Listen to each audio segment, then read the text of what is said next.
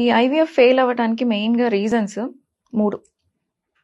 ఒకటి ఎంబ్రియో అంటే egg sperm combine అయ్యాక వచ్చిన బై ప్రోడక్ట్ ఎంబ్రియోలో ఏదైనా ప్రాబ్లం ఉండటం, అంటే స్పర్మ్లో అన్న ప్రాబ్లం ఉండొచ్చు, ఎగ్లో అన్న ప్రాబ్లం ఉండొచ్చు, దానివల్ల ఈ రెండిటి బై ప్రోడక్ట్ అయిన ఎంబ్రియోలో ప్రాబ్లం ఉండొచ్చు. సెకండ్ థింగ్, యూట్రస్ లైనింగ్, ఎక్కడైతే మనం ఈ ఫామ్ అయిన ఎంబ్రియోని లోపల పెడతాం, యూట్రస్ లోపల పెడతాము, దాన్ని ఎండోమెట్రియం అంటాము. ఆ లైనింగ్లో ప్రాబ్లం ఉన్నా కూడా మనకి ఐవీఎఫ్ ఫెయిల్ అయ్యే ఛాన్సెస్ ఉంటాయి. థర్డ్, ఇంకా మిస్లీనియస్, అంటే ఇంకా అందులో చాలా ఇంక్లూడ్ అవుతాయి. అందులో ఒకటి బ్లడ్ క్లాటింగ్ ఇష్యూస్ ఏమైనా ఉంటాయి, బ్లడ్ తొందరగా క్లాట్ అయ్యే టెండెన్సీ ఉన్నప్పుడు కనెక్షన్స్ అనేవి సరిగ్గా ఫామ్ కావన్నమాట.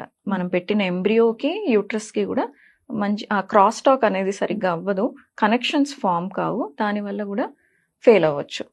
సెకండ్ థింగ్, ఇమ్యూనిటీ అంటే మదర్ పెట్టిన ఎంబ్రియోని యాక్సెప్ట్ చేయాలి. అంటే మదర్ ఇమ్యూనిటీ ఆ ఎంబ్రియోని రిజెక్ట్ చేయకూడదు.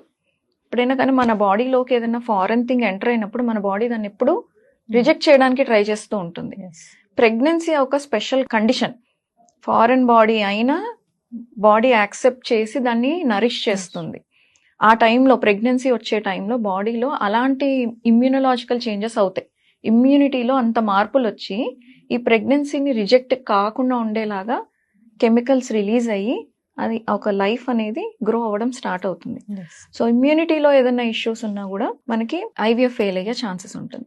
ఇంకొకటి, ఆ లైనింగ్లో మిస్ మ్యాచ్ ఉండటం, అంటే మనకి ఎంబ్రియో ఏజ్ ఈ లైనింగ్ ఏజ్ సింక్రొనైజ్ కాకపోవడం. మామూలుగా 5th డే ఎంబ్రియోని పెడతాము, 5 days యూట్రస్ని ప్రిపేర్ చేసి, ఒక్కొక్కసారికి వాళ్ళకి 6 days ఆఫ్ ప్రిపరేషన్ అవసరం పడుతుంది, ఒక్కొక్కసారి 4 days ఆఫ్ ప్రిపరేషన్ అవసరం పడుతుంది.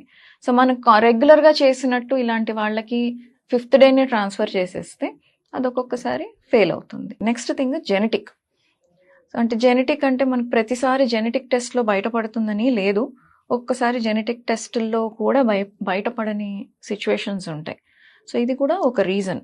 సో అంటే embryo, endometrium and immunity, blood clotting tendency, genetic, next synchrony, ఎంబ్రియోకి ఎండోమెట్రియంకి సింక్రనీ ఎలా ఉంది.